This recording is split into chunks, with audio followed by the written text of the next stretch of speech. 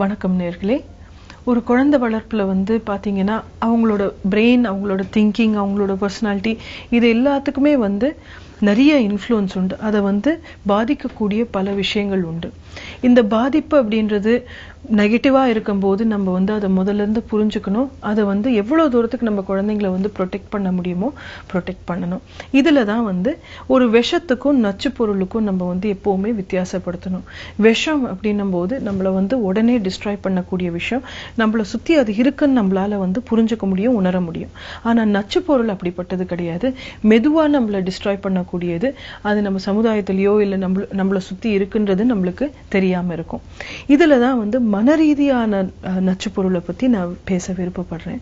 மனரீதியான நச்சு பொருட்கள் என்ன அப்படின்னா, நம்மளோட சிந்தனைகளை டிஸ்ட்ராய் பண்ணிடும். சிந்தனைகளை தவறான லெவல்ல மாத்தி விடும். ரெண்டாவது, நம்மளை சரியான முடிவுகள் எடுக்க விடாது. மற்றவங்களை நம்புறதுக்கோ அன்பு செலுத்துறதுக்கோ வாய்ப்புகள் கொடுக்காம போயிடும். பிளஸ் மோர் இம்பார்ட்டன்ட், நம்மள வன்முறையை நோக்கி தள்ளி விடக்கூடிய விஷயங்கள். இப்படிப்பட்ட நச்சு பொருள் நம்ம உலகத்துல இருக்கா அப்படின்னு கேட்டீங்கன்னா கண்டிப்பா இருக்கு. இது 5 வகையான நச்சு பொருள். இந்த வாரத்துல நம்ம தொடர்ந்து அதை பத்தி பேசலாம். முதல் நச்சு பொருள் அப்படின்னு நீங்க எடுத்தீங்க அப்படின்னா, ஒரு குழந்தையோட லைஃப்ல பாத்தீங்கன்னா இருக்கிறதுலே மோசமான நச்சு பொருள் கார்ட்டூன்ஸ்.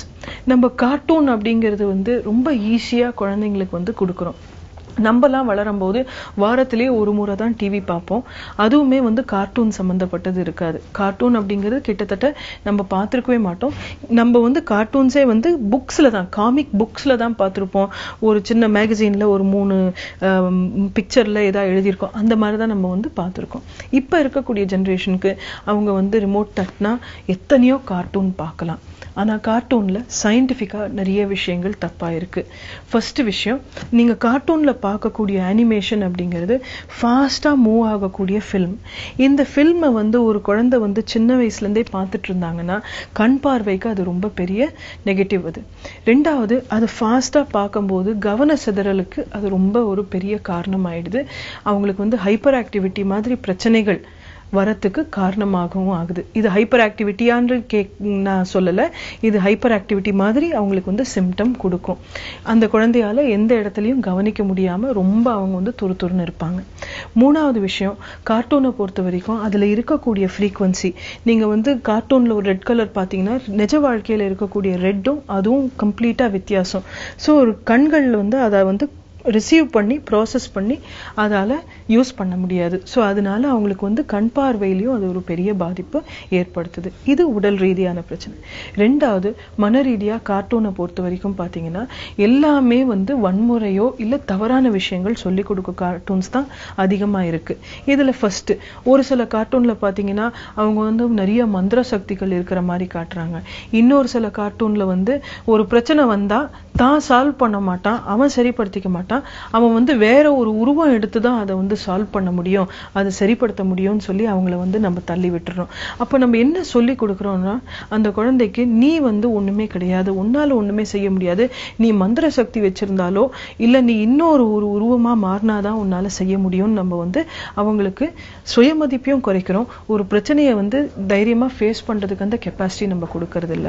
மூணாவது விஷயம், கார்ட்டூனை பொறுத்த வரைக்கும் பாத்தீங்கன்னா டீச்சரை எப்படி ஏமாத்துறதுன்னு ஒரு கார்ட்டூன்ல இருக்கு. நான் பேர் எதுவும் சொல்ல விருப்பப்படல. பட் நீங்க பாத்தீங்கன்னா ஒரு கார்ட்டூன்ல டீச்சரை எப்படி ஏமாத்தணும்ன்றது சொல்லி கொடுக்குறாங்க.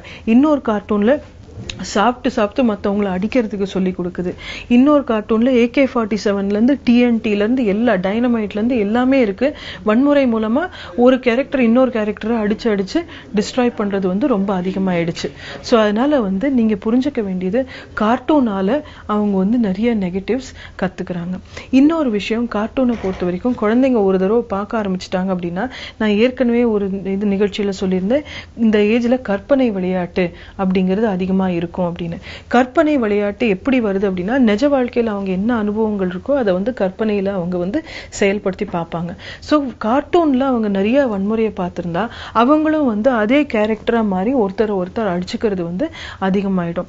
கிட்டத்தட்ட இப்போ கிராமத்துல நான் ரீசெண்டா ஒரு ஸ்கூலுக்கு போயிருந்த போது அங்க பஞ்சாயத்து பிரசிடென்ட் ஒரு குறிப்பிட்ட கார்ட்டூன் சில்ட்ரன் பார்க்க கூடாது அப்படின்னு சொல்லியிருந்தாங்க. அது இந்தியாலேயே ரொம்ப ஃபேமஸான கார்ட்டூன்.